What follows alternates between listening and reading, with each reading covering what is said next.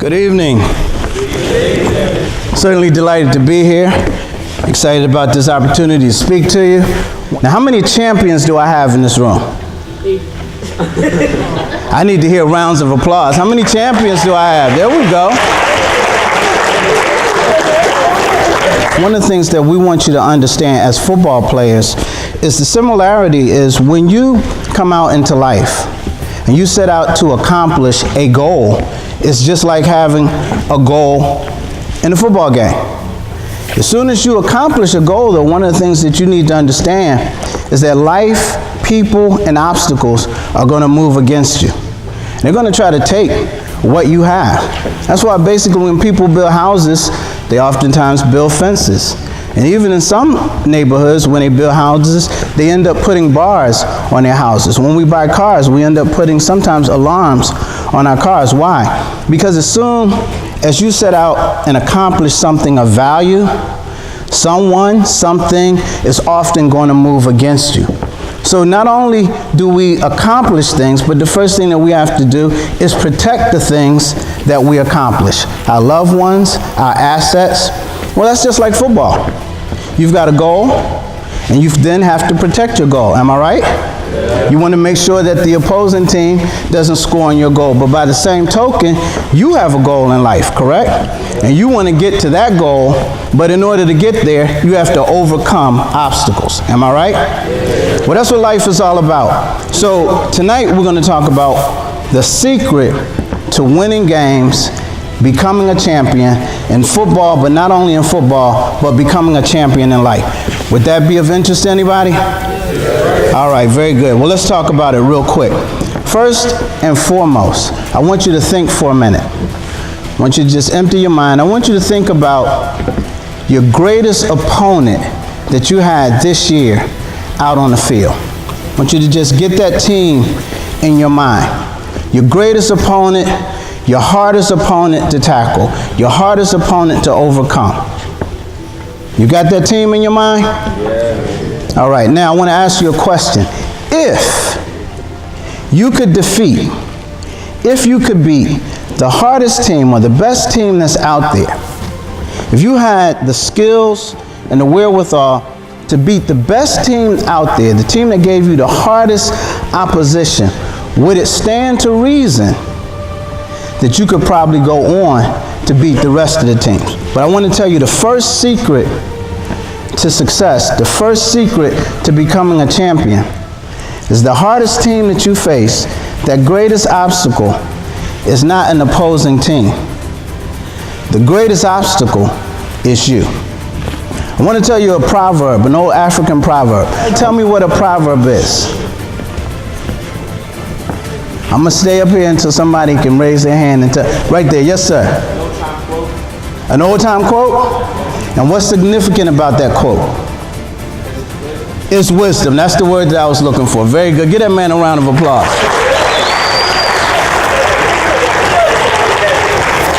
If there's no enemy within, the enemy outside can do you no harm. All right, let's say it again.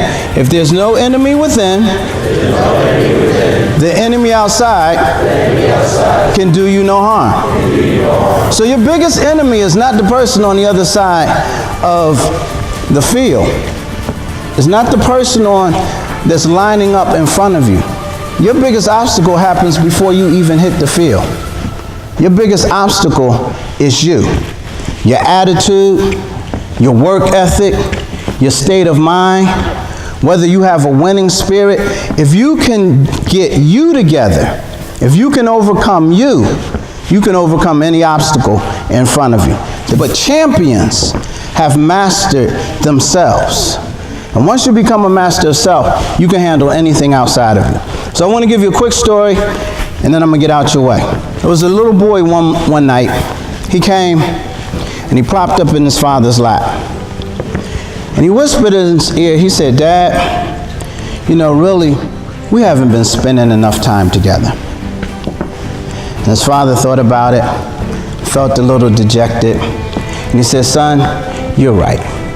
I tell you what, tomorrow's Saturday, and we're going to spend the whole day together. How about that, son? And the son was excited. He said, yeah, Dad, that's great. And he ran off and he went to bed excited.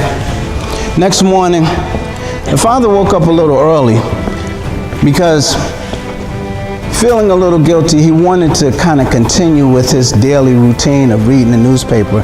So he got up early to read the paper and have his cup of coffee, figuring he'd get up early enough and be able to do that and then spend time with his son. And so as he's reading the paper, lo and behold, his son runs up, jumps in his lap, pulls down the paper and says, Dad, I'm here. I'm ready. Let's play. His dad is feeling a little disappointed inside because he wants to finish his routine.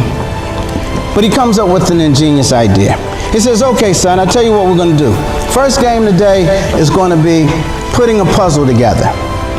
And so he takes the newspaper and he remembers that he had seen a picture in the newspaper of the world, a picture of the world.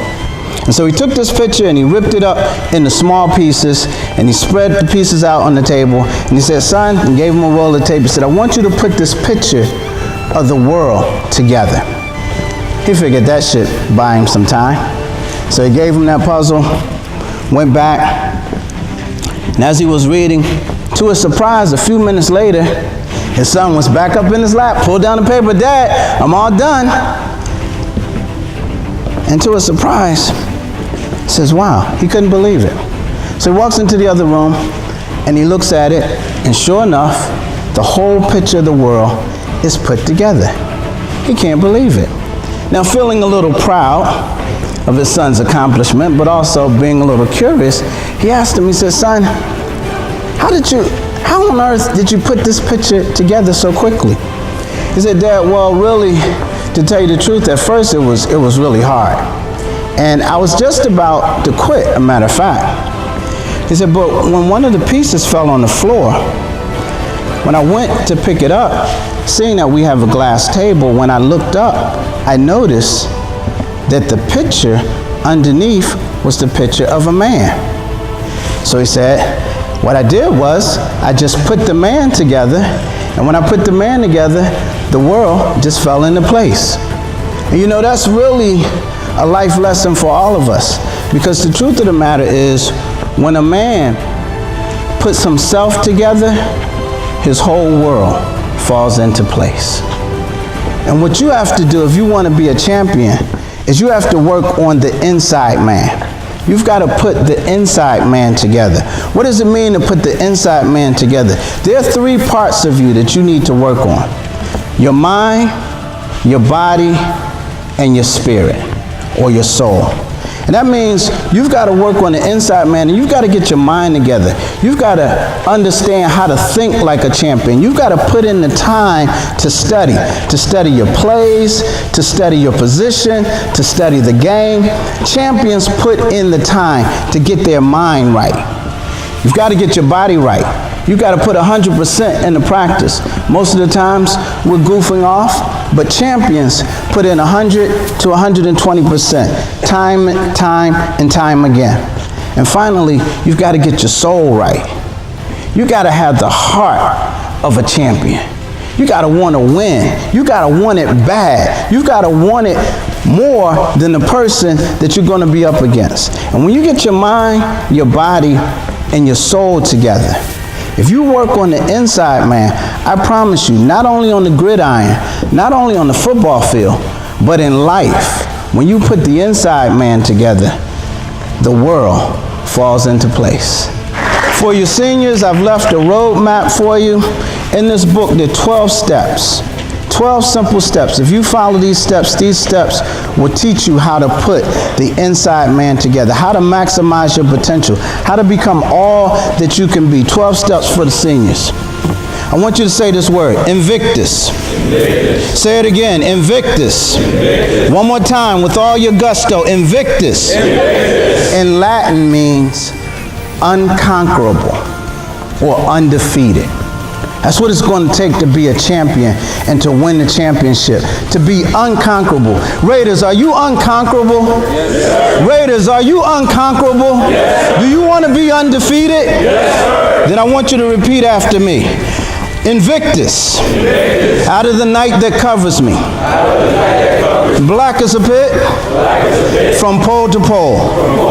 I thank whatever God there may be for my unconquerable soul. In the face of circumstances, I have not winced nor cried aloud. Under the bludgeoning of chance, my head is bloody, but unbowed. Beyond this place of wrath and tears looms but the horrors of the shade. Yet the menace of the years finds and shall find me unafraid. It matters not how straight the gate or charged with punishment the scroll. I am the master of my fate. Let me hear it. And I am the captain of my soul. Big round of applause for the Raiders. Thank you very much.